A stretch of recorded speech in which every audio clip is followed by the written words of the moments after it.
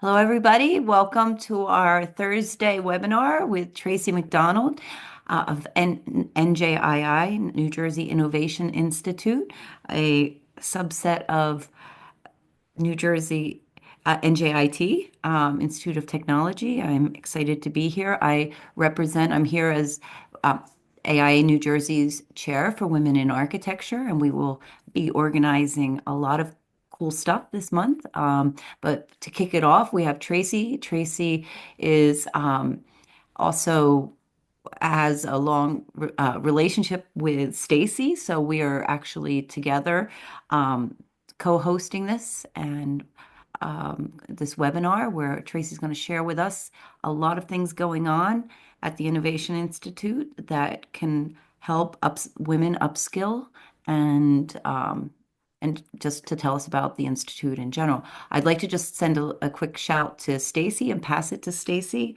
at the end. Oh, I want to throw in here real quick that we have a bunch of events this month. So we have this event today.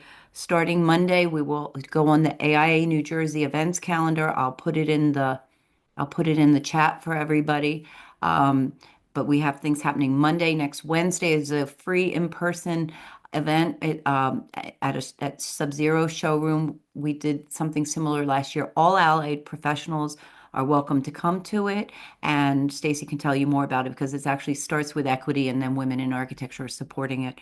Um, and then next Friday, we have another webinar with actually one of my old classmates from UCLA, who's Dr. Evie Klein, and she'll be talking about environmental psychology. So I want to throw in that plug in case people have to cut off early. I'm going to pass it to Stacey, and then we can't thank you enough, Tracy. We've really put this together since we had coffee was it 2 weeks ago? So it's really, really magical seeing this happen so quickly, and thank you all for being here. I'm the most appreciative also of everybody coming and taking a seat in our webinars. And prepare your questions because we will have a Q&A. So next is Stacey. Stacey, get what I missed. Good afternoon. Thank you so much for joining us for everyone who's in the audience. I have had the pleasure of knowing and working with Tracy probably almost 10 years now. And one of the things that I always appreciate about Tracy's approach is she's very creative in coming up with strategies that help to advance things that we might not even be thinking of. So particularly for an audience of architects, we know that our architectural education often doesn't cover a lot of the things we need to know as business people running our firms, being heads of HR and marketing and leadership roles in our firm and in interfacing with our clients and the public. And the Innovation Institute really has workshops and strategies to help to get in touch with those other areas that we need to bolster our professionalism in the architectural arena. So I'm delighted that she's here with us today. I just wanted to give some more details on the event that's coming up on Wednesday, March 5th. This program is co-sponsored by Equity in Architecture. The Women in Architecture Committee is supporting us. It is a free event at the Sub-Zero showroom in Pine Brook. It's from 6 to 8 p.m. We will have a showroom tour. We will have networking opportunity with women from across the construction industry, engineers, builders, realtors, interior designers. So you'll have an opportunity to make business connections while you're there. And then we're going to have a panel discussion from 7 to 8 on new trends in design and construction. And hopefully that will also be more info to add to your toolkit as you move into projects this year. And that will cover content for commercial architects as well as residential. So please sign up for that. It's a free event, free member benefit for AIA New Jersey. And you're also welcome to forward that invitation to any of your colleagues or networking group, as we would love to have them there meeting with us. All right, Erin, we're ready to roll.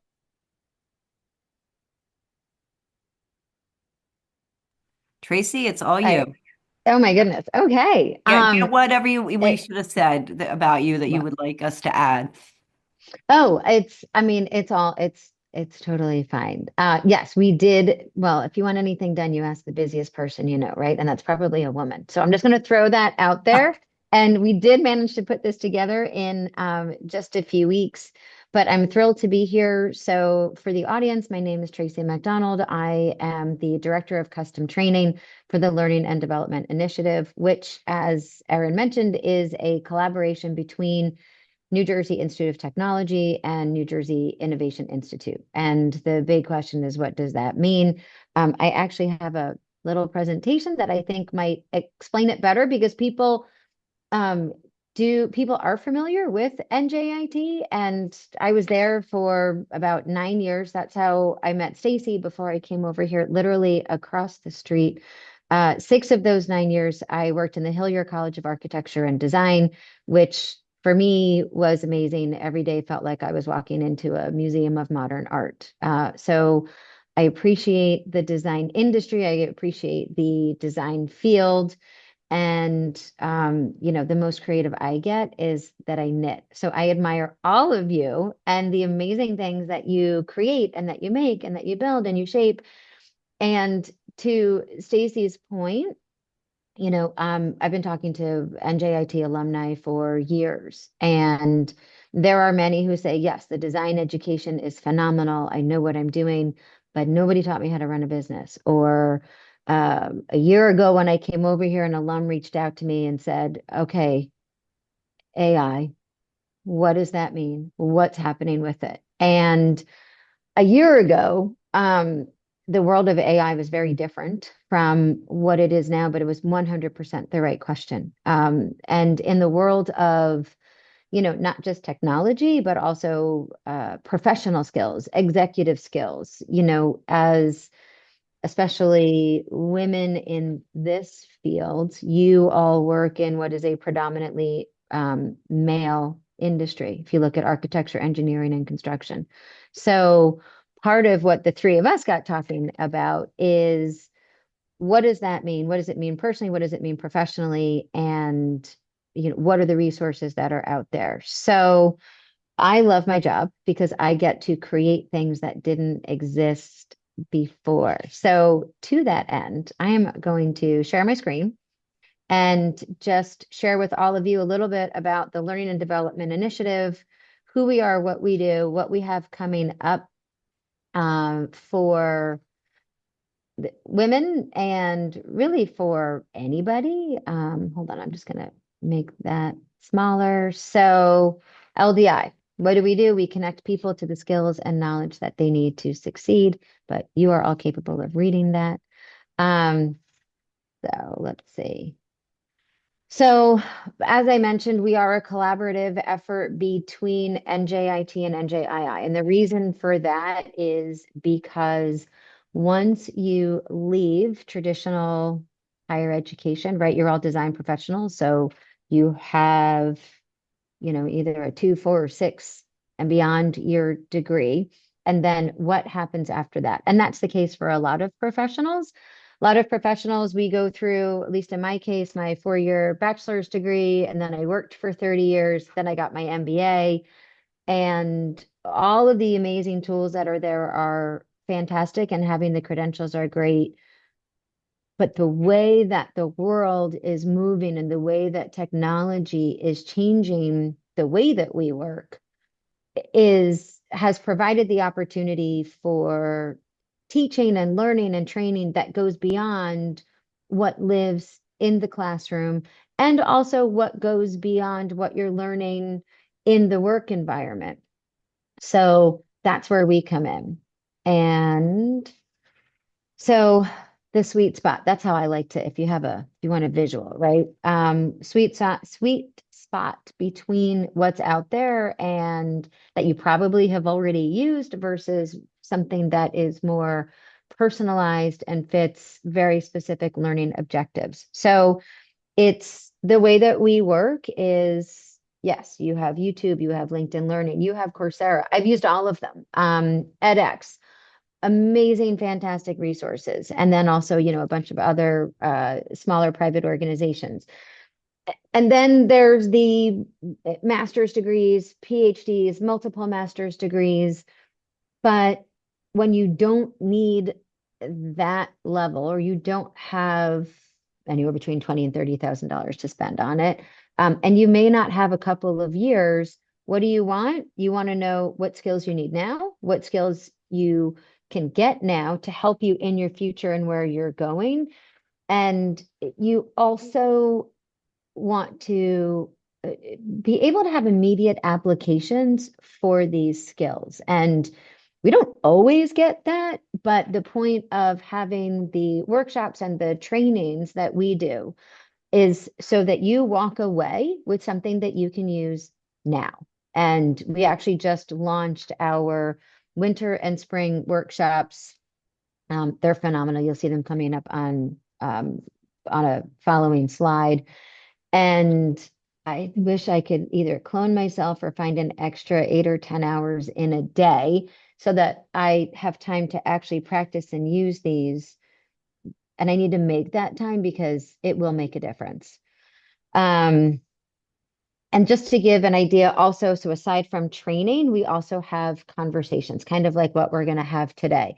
And where this is important to share is that in February, we kept with our original planning that we had done last summer to talk about diversity and diversity in the workplace and what does it mean. And it was a fantastic conversation, really just acknowledging the fact that since every human being is different from every other human being, that automatically creates a diverse workplace because we think differently, we behave differently, we act differently, we have different backgrounds, we have different skill sets, we have different expertise.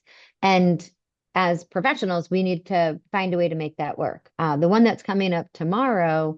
So if you have dabbled at all in artificial intelligence and using AI-based tools to do work, one of the most important things that we have to do is remember that as the humans who are reading the results that we're getting from that, we need to 100% ensure that what we're reading makes sense. It fits our voice.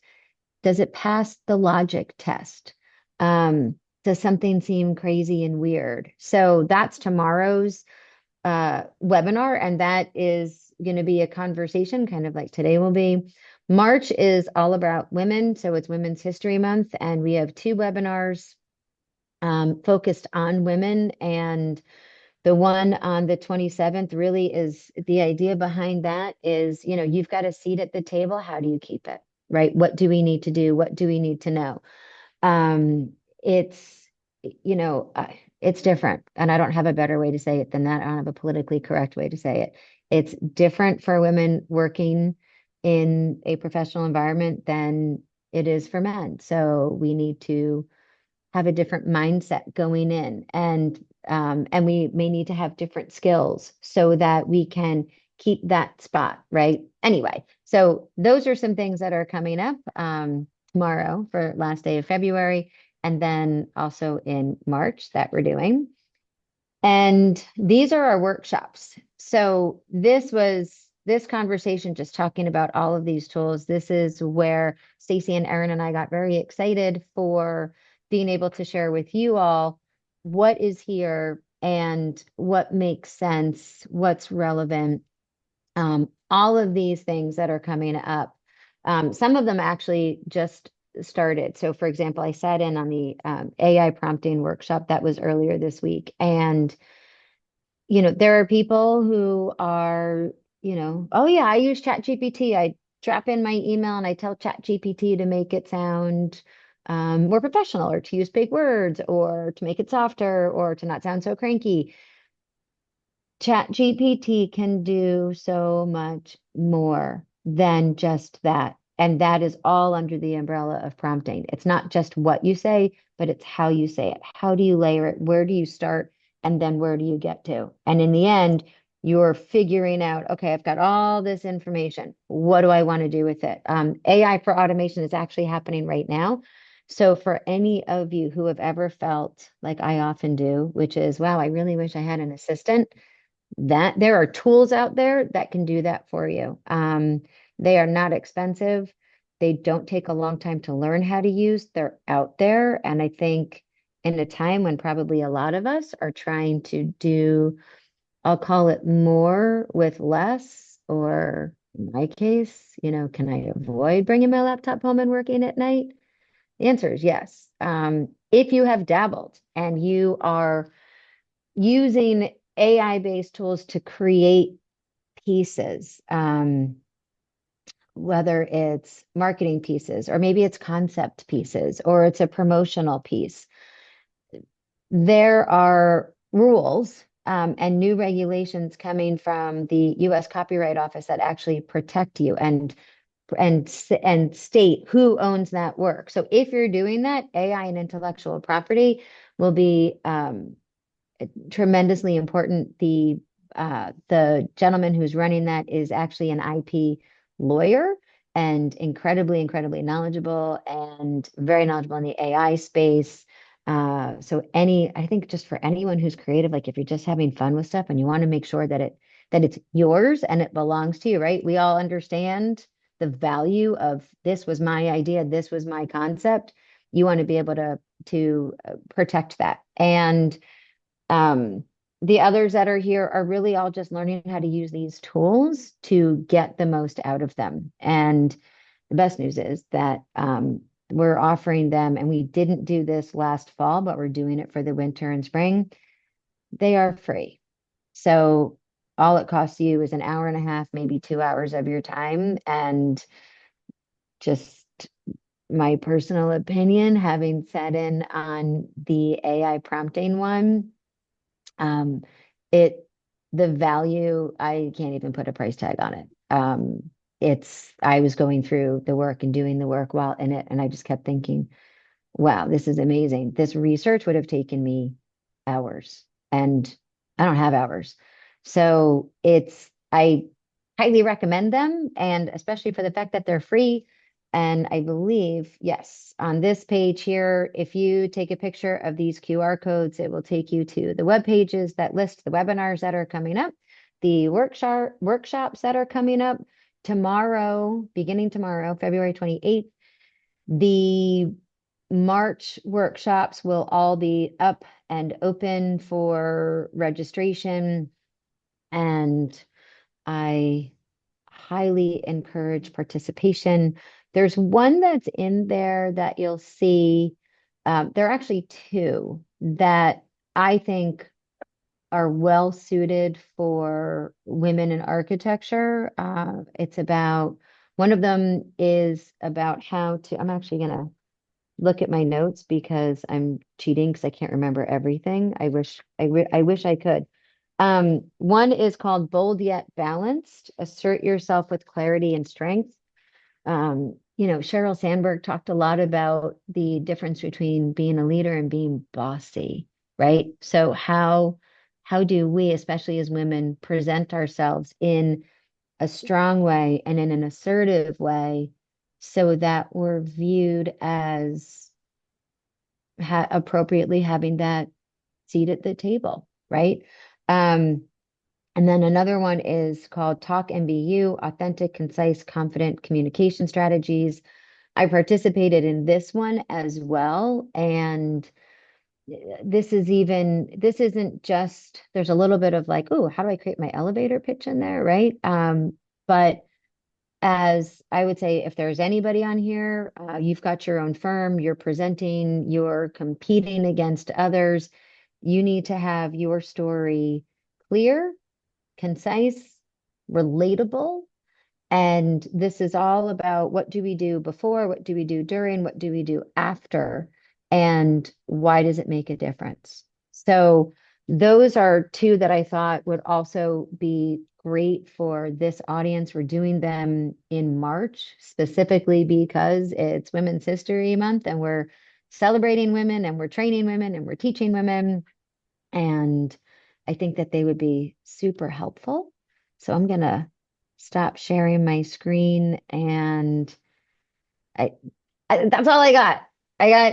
I've got my, you know, 10 minutes of who we are and what we do. And I'm, I'm here for you. Questions, thoughts?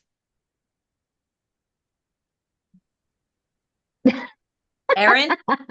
Start with Thank that. you. We'll start with that. And I know that we have We have a handful of questions. The first question I'm going to ask is first question I'm going to ask is what, I mean, you kind of talked about this, but like very specifically, what makes the LDI, what makes Learning Development Initiative different? You mentioned this, but Hmm. that makes it different from the current training programs such as LinkedIn Learning, Coursera, like Hmm. in a little more Hmm. detail. Like Yeah. what's what's different? Really, like have So what we do is we take a very personal approach to every single project. Everything, like in the same way that you all do, right? So if you are invited to um, design something, build something, create something, right? You're asking questions, you're getting information. There are several meetings, right? What are the goals? What are the objectives? How do you want people to feel when they're in the space? So on the training side, we do something very similar, right? So people will ask, okay, well, can you help us with X? Yes, absolutely. We can help you with X. What are the underlying things that might be creating X situation? And as people talk and they converse, we can even help get down to a deeper level of, oh no, this isn't just a customer service problem. There's a culture problem. There's a communication issue.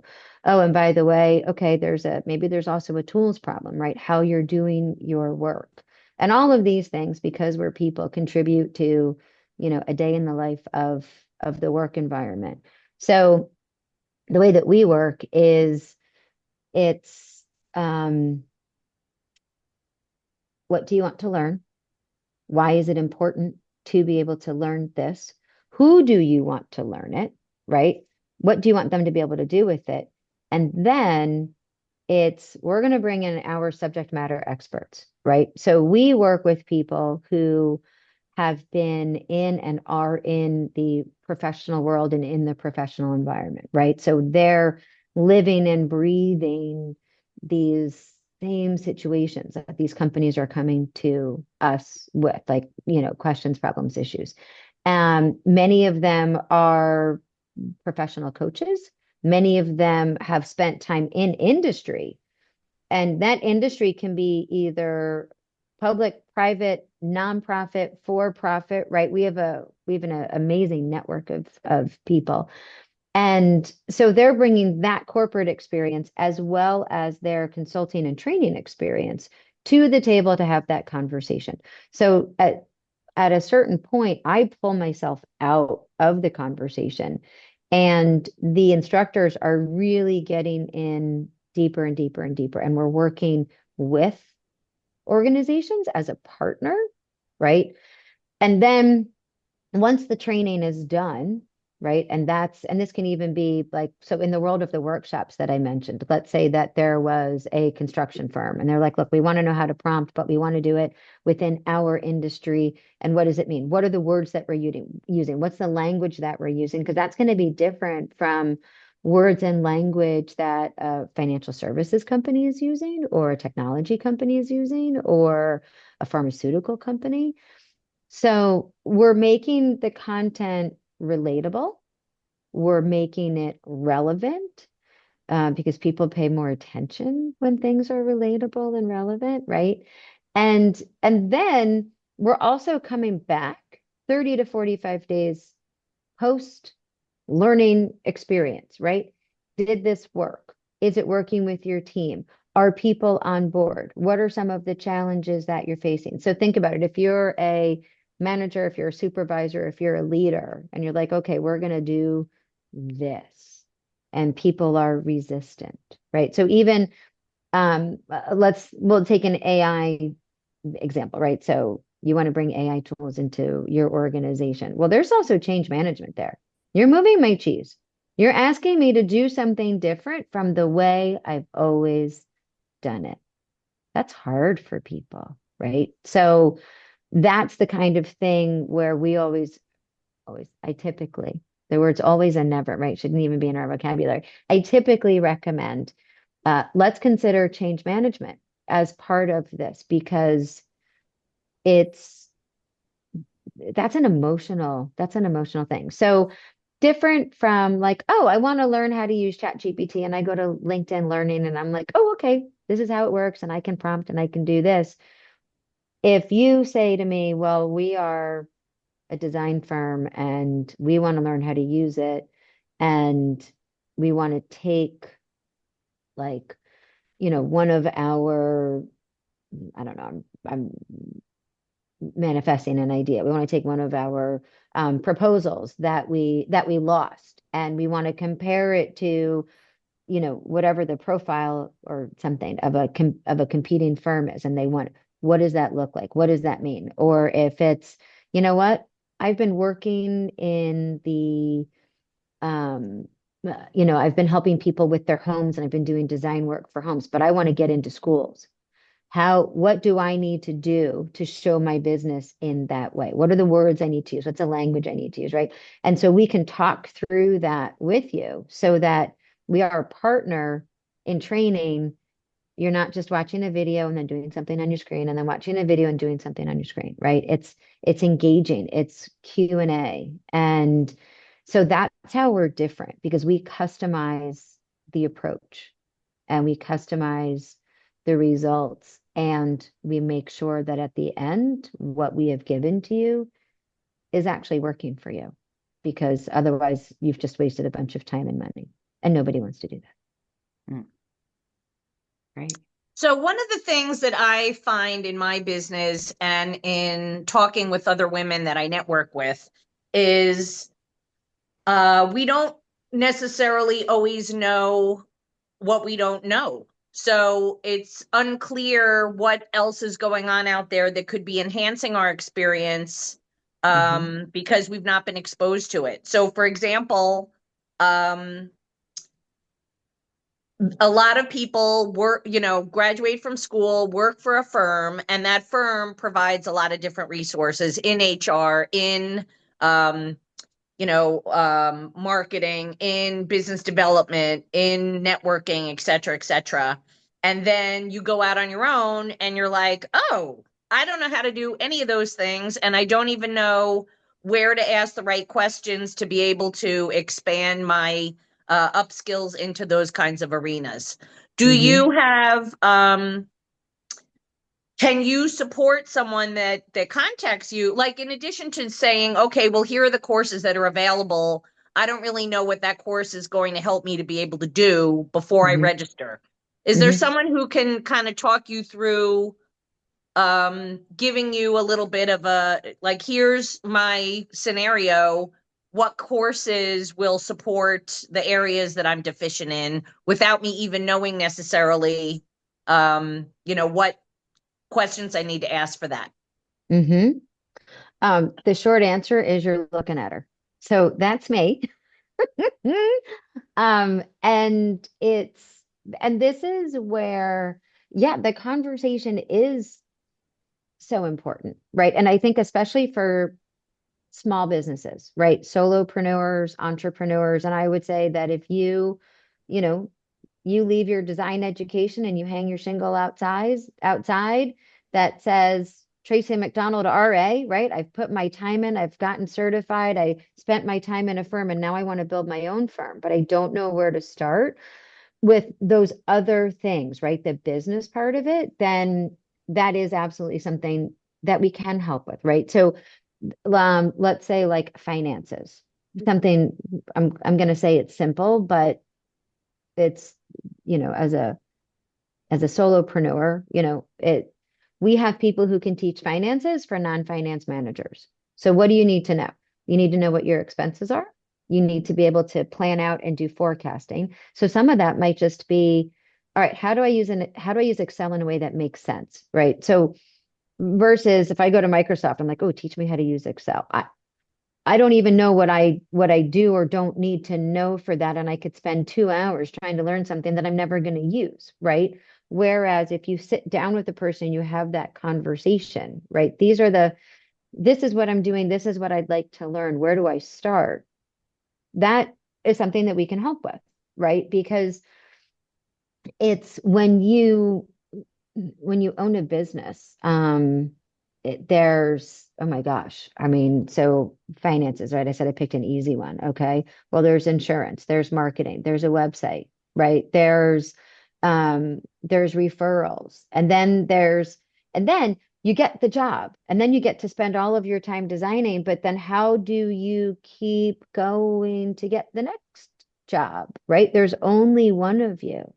So the answer is a conversation. We can help with that 100%. Does it have to be like a super long custom training? No. Can it be, look, here are some resources that you can start with? Yes. Or it's, look, let's sit down and let's do a couple of hours of like business 101. Where are you? Where do you want to be? And then, in a few months, where do you want to be after that? So, and I will also say, and I'm having this conversation earlier, I will always be honest. Do I have everything ready and up and running on a website? You can just click a button and just be like, yeah, I'm going to do this, I'm going to do this, I'm going to do this. The answer is no. And part of that is because given that we deal with individuals, each opportunity is different. Each need is different, right? Just like every design is going to be different, every client is going to be different. We operate in very much the same way. A conversation costs nothing. And I would say for anyone who has an inquiry, reach out. Let's have a conversation and see where a good place to start is. And you know what? We might not be the right place to start. And I may say, I'm not the right place to start, but if you start here and if you look for these things, that can get you on the way. And when you're ready to go to the next step, we're here. And I have people who can help you. Terrific. Thank you. Sure. Great. We have some more questions, but people should feel free to put any other questions in the chat. Um, you talked a little about having a diverse mix of instructors and that you get really, experts, field experts in the field. How, I mean, I'm in the academic world, so I'm kind of curious about how you, and I bridge, academia and practice or whatever. How do you get your people? Could tell us about that. So, Erin, this will make the most sense to you compared to anybody else who's on the call. It's like finding adjuncts. That's what I do, right? So, any department chair in any university, right? You've got your full-time faculty, you've got your full professors, you've got all sorts of people, and there's a whole slew of adjuncts who are out there practicing in the field. So, staying within the realm of the design field, right? There may be an adjunct instructor for, I don't know, Design 101. I'm making something up because I can't remember what all the classes are because it was a year ago and I think I lost that brain cell. But No, there. right, so you have so you bring in an adjunct for Design 101, or maybe you bring in five because it's a required course. It's a first year course, and you've got 1,000 first year students, or more likely 300 to 500. So you have several sections, right? So there's a curriculum, and then you've got five different people teaching the same curriculum in their own style. So we source through a handful of ways. So I'll be honest, some people I have found on LinkedIn, actually the two gentlemen who are giving today's AI for automation workshop, I needed somebody who could do this. So I was going to say Googling, but I started LinkedIning, which I don't think is actually a verb, but I'm going to make it one. And they it's, sometimes you get lucky and sometimes you don't, but they turned out to be, they're phenomenal. Some people actually have been brought to us by our board of trustees, right? So the trustees they're out there, they're in the community, they're meeting people, they're learning of people who have, their own small businesses. And again, they have been in the corporate world, in the private sector, and now maybe they're starting their own business. So they come to us and say, hey, I can do this thing. And some of it's also referrals. So there are some people we've worked with where I've made a phone call and said, hey, I've got this custom training. This is what I'm looking for. Can you do this? And they'll say to me, it's not really in my wheelhouse, but let me put some feelers out to my network of people. And then they come back to me with a couple of names. I do a preliminary phone call interview. And then if I'm lucky, it's wow, okay, great. I have found the fit for this. So it's that's how we source. It's referrals.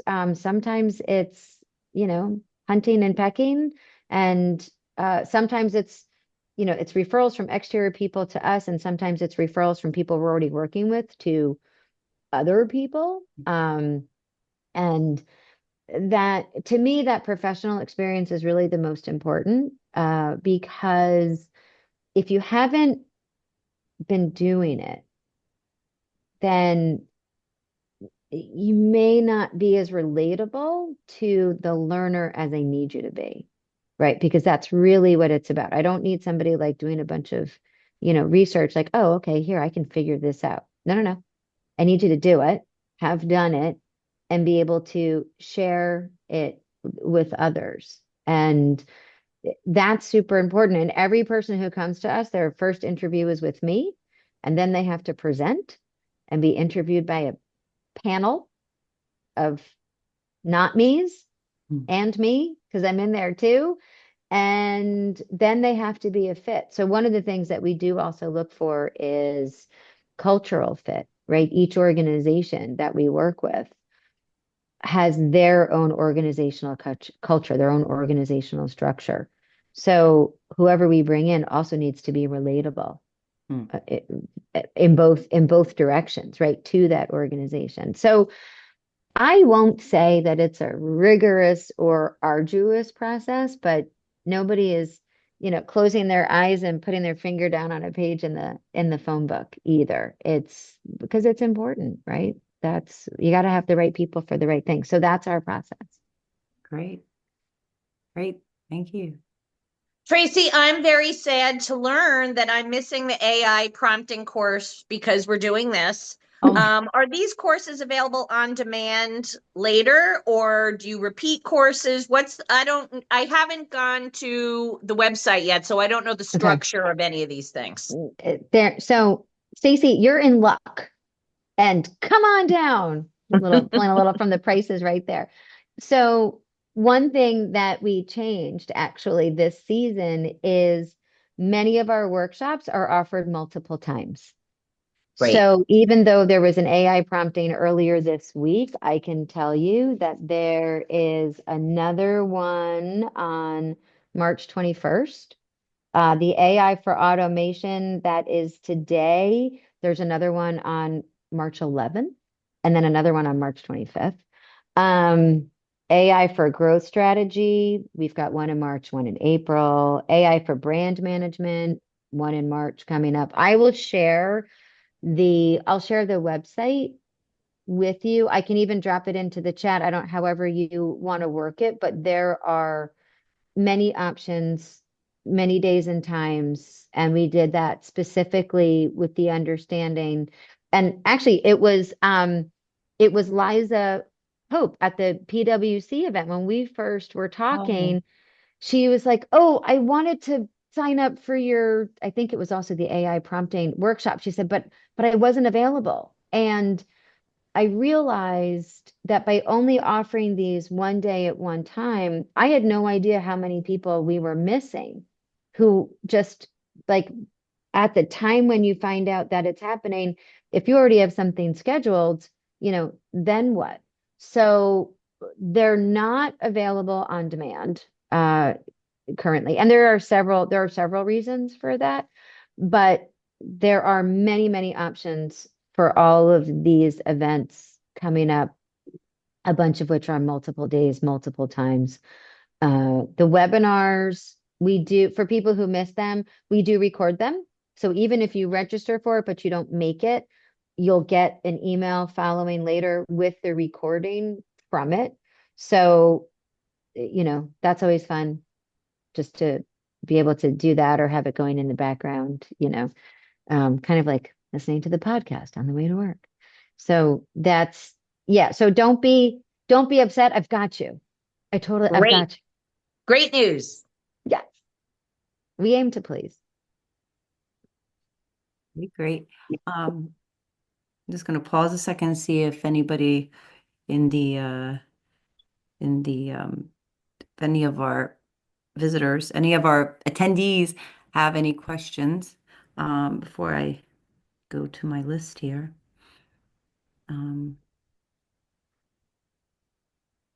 Good questions, by the way, Stacey.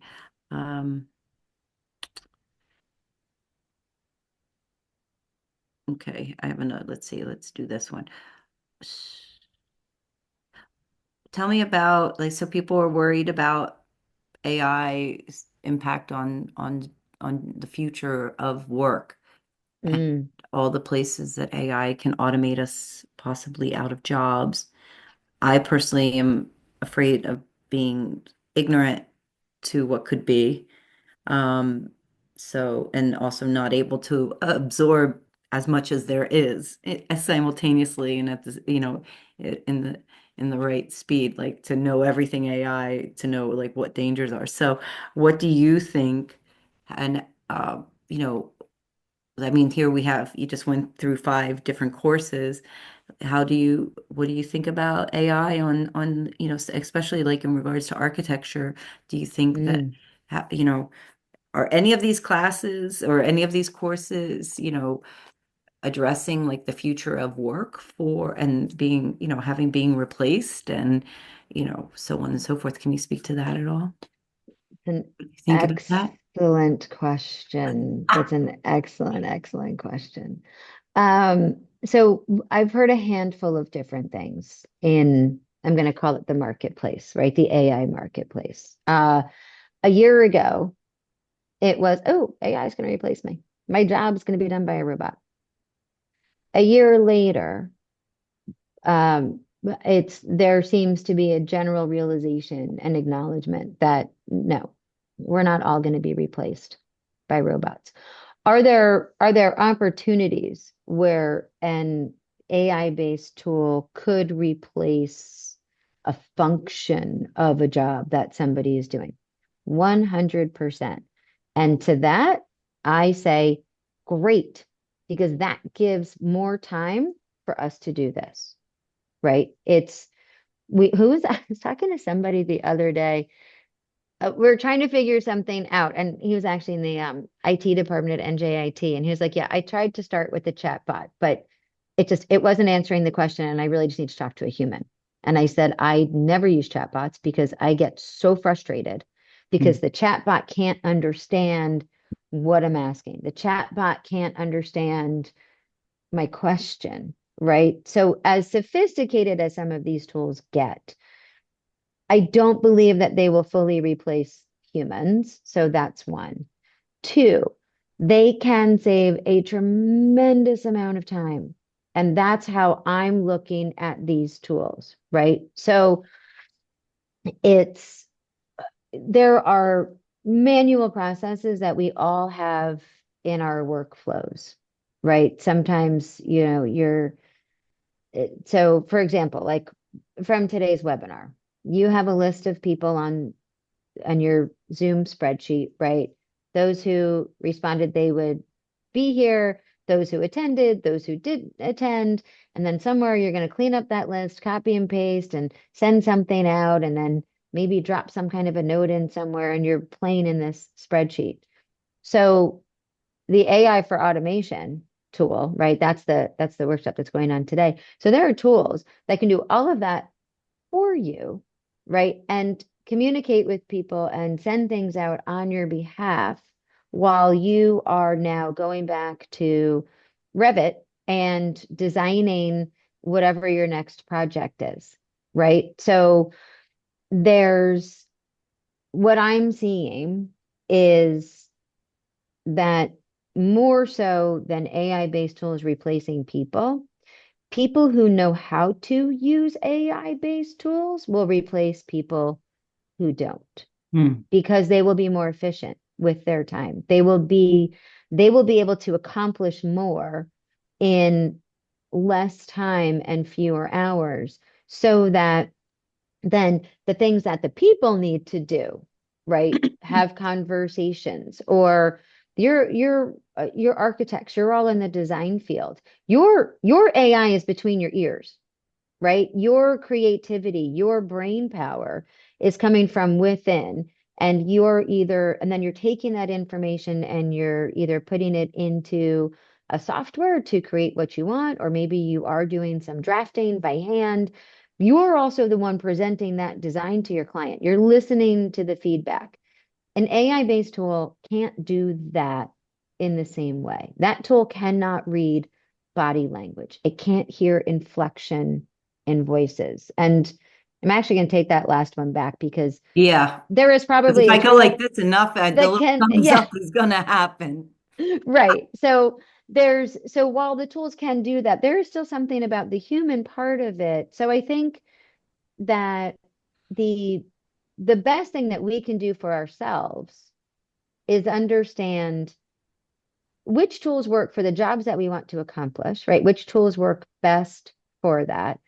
And then how to use them to save time. So I'll give an example that might be probably relevant to this audience. So yesterday I was having a conversation with someone. Actually, Erin, I got to talk to Lori I yesterday, know you did. and it Lori, was it you're an was AI. phenomenal. And so she was telling me, I'm going and to so plug her in book my right here. see, look at that. Um, in my previous role in the Hillier College of Architecture and Design, I was responsible for the facilities in the building. And I would walk around and I would write down with pen and paper, oh, somebody, kicked in a wall over a weekend, or oh, the garbage is overflowing, or whatever the thing, lights are out, or oh, there are reviews coming up and the pinup space is a mess, whatever it was. So she was telling me that you can go through with your phone, take pictures of all of these things, and then use ChatGPT to create a punch list, which can then be turned into a work order. And I thought, well, I won't use the words I thought, but I thought, holy cow, or something like that. I was like, oh my, like, this is a game changer. This is a game changer. Yeah. But I wouldn't have known that if I hadn't had that conversation with her. And by the way, if I was in that role, how much time would that save me? Right. How much time is saved? And that's really where these tools come in handy, is in time savings. Now, there are AI-based tools that will do design work. And your job, and I'm saying you, the collective people who are architects and designers, the human expertise is okay. It's like the writer's block syndrome. Ugh, where do I start? Okay. So a tool can help you with some idea of where to start, but there are going to be all kinds of flaws in the actual building and the construction part. That's where your human expertise is coming in. Or it's going to be, okay, this is okay. It's a good place to start. Now I'm going to take this and I'm going to do something with it so that it fits my voice, my design, what my client is asking for. So again, it's not so from a replacement perspective, um, there are areas where that's possible, but I think that for most of us, and I think especially in the design field and design industry, it's really, how do I use these tools to save time? How do I use these tools to build and grow my business when I'm not a marketing person, but I know I'm good at what I do, right? And if they can save me a couple of hours of brainstorming and banging my head against the wall because I'm not a marketer, um, okay. Like that's the beauty of using them. And that's why we do these workshops. That's why we do these trainings, right? It's really, how do I use this thing that's been given to me? Um, like my iPhone does a ton of stuff that I don't know how to do. My kids probably do. I don't. I use it for emails and phone calls and text messages, right? To me, it's the same thing. It's like you can use ChatGPT to rewrite your email in a particular way, or you can use it for 25 other things that it can do. You just haven't been taught how to do it. So it's kind of a long answer, but does that help? Yeah, yeah, that's great. Definitely, Okay, definitely. good. So one of the QR codes was for webinars, one's for workshops. What is the difference? And third, if I take a webinar or a workshop and then I start trying to implement what I've learned and I'm struggling, is there support afterwards to help get me back on track? Okay. Question number one, the difference between webinars and workshops is webinars are just like this. They're conversational, right? So the idea is here's a topic and we're going to talk about it. And we're going to talk about it openly, and there may be some ideas that come from it or things that we hadn't thought of, things to be careful of. So for example, the webinar that's coming up tomorrow, Human Meets Machine, AI, and as it relates to bias and equity, right? So the conversation Love will there. be, yeah, it's going to be just all about how do we educate people, right? And there are just going to be different perspectives. And what's the perspective of the CTO versus the um, marketing department versus an AI implementer, right? Or somebody in risk management. And so you get to hear different perspectives and different ideas for really just a contemporary interesting topic. Workshops are also, right now we're doing them all virtually, so they are like this, but they are hands-on. So you are actually doing the thing that you're learning to do in the, I'll call it lunch and learn, right? Because we all know what those are. So think of it as, and we actually tried to make most of them like a lunch and learn style. So they're 90 minutes, maybe 2 hours. Some are in the middle of the day, some are in the morning, where like if you could block off the time, it might be a little bit easier. So the workshops are, oh, here's a case study, here's a situation. Okay, you're going to learn how to do the thing. You're going to take a practical application, right? Because if you don't do, then you're not learning, right? Otherwise, you're just watching a video. And what we can do and what we will do. So post workshop, for the AI prompting one that was just done, I sent the presentation out to the attendees afterwards so that you can like stop, you can go back, you can look at the case study and redo the exercises, right? Because it's like anything else, right? The more you do it, the more natural it becomes. Sure. And half the learning is just experimenting, right? You can't break it. You can't break it. You're not getting graded on it. There's literally zero pressure, right? So it's probably the best possible learning environment, right? Because it's really just you experimenting and trying things. If you get stuck, so all of our instructors will have their contact information as part of the presentation, or I'm the one who hires them. So anybody can always reach out to me. My email address is all over our website. It's on so many pages, and I'm on LinkedIn. And as much as I hide, people still seem to find me on a regular basis. And we're happy to help. Or, the other option would be like, hey, this was great. I've got 6 people in my office who are interested in this. Can you create a customized workshop, also hour and a half, right? That speaks to our business and what we do.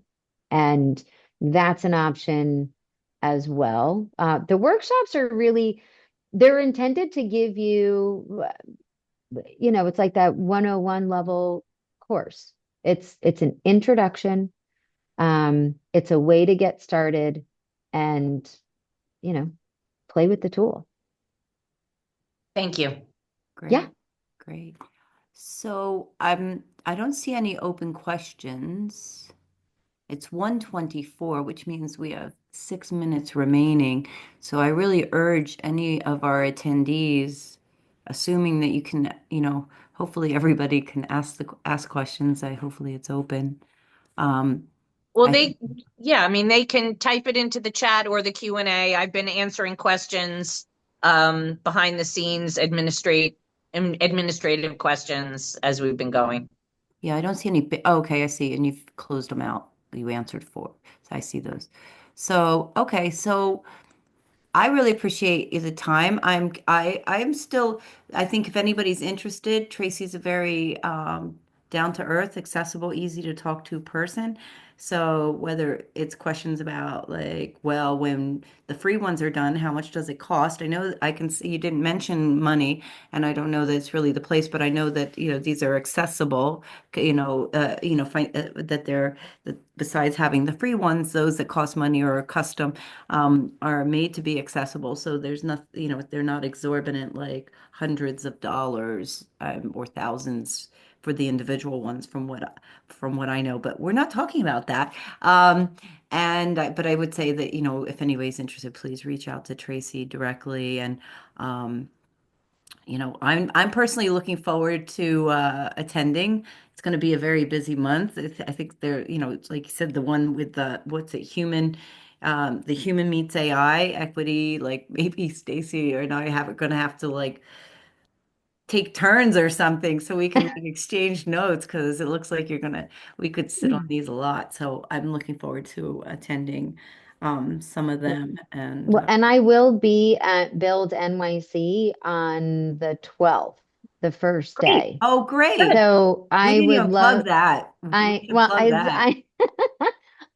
but so I will be there, and I would actually love to be able to, if there is anybody who wants to just explore the options, I'm going to be reaching out to people, but I would love to be able to just, I mean, I know it's going to be a packed day, but set up some meetings for the day and just talk to people and let people know what we do. And I mean, PwC was a great group because I do think that for women working in male-dominated industries, it's good to have your tribe, I'll say. And the reality is that the skills that we're teaching, they really do apply to anybody and everybody. They're, I'll call it, they're gender agnostic, and Mm. really it's more about role. Where are you? What are you doing? Where do you want to be? Right? If you're here and you want to get to here, how are you going to get there? And what's going to separate you from other people who are coming in with particular skills? And I would imagine that in the next couple of years, um, there are going to be two things. One is definitely the ability to use AI-based tools to be efficient and somehow quantify what that looks like, right? I've saved X number of hours by using this tool, which enabled me to grow outreach, right? Business development, or add this many more meetings to my week by this many, right? So I'm thinking kind of like resume speak right now. Or, and the human skills, right? How do I talk to somebody? How do I present myself? How am I clear and concise and specific about what I do and how I do it and what makes it different? Right? It is going to be the technical and the professional, executive, human, whatever we want to call it. And I think going forward, that is what's going to separate people from, or help us to get from point A to point B for those who want Right. to get there. Right. So anyway, I will be at Build NYC. I have Great. a question from one of our viewers. Hmm. Lisa is saying these resources sound fantastic. What is the intended audience? So, who is the client who's participating? Or if they join a webinar or a workshop, who might the other students be? Or how will Hmm. the instructor be able to create content for that diverse audience? So, who is the Hmm. customer? Anybody and everybody. I mean, it's so I can tell you, and I'm going from memory. Our last webinar, we had somebody from a group in Sacramento, California that builds or provides communities for people who are just getting back on their feet, right? So California, not for profit, doing good in the neighborhood. as well as somebody from IBM, right? We also we had a woman who's the chair of one of the engineering departments at Lehigh University. And we also had, I'm trying to go from memory. People from accounting and financial services firms. We have people from entry level to CEOs, CFOs. We have HR people, and we also have managers. In today's workshop, we have somebody from a transportation and logistics company, and then also somebody from a toy manufacturing company, right? So there's a huge range, and part of the benefit of all of these is that just like today, you can drop a question into the Q&A during a webinar to say, oh, I'm in XYZ industry, I have this question. Or before the workshop, if there's something specific that you would want the instructor to touch on, then I can let them know ahead of time. Or sometimes, and it depends on which one, sometimes the instructors will want to know, oh, what industry are people coming from? And I will share that. So it's really just reach out, and we're happy to make those connections because that's what we do really well. Great. Great. Let me just see. I see Stacey's taking care of business in the Q&A. Well, I think we could stop the recording because that makes exactly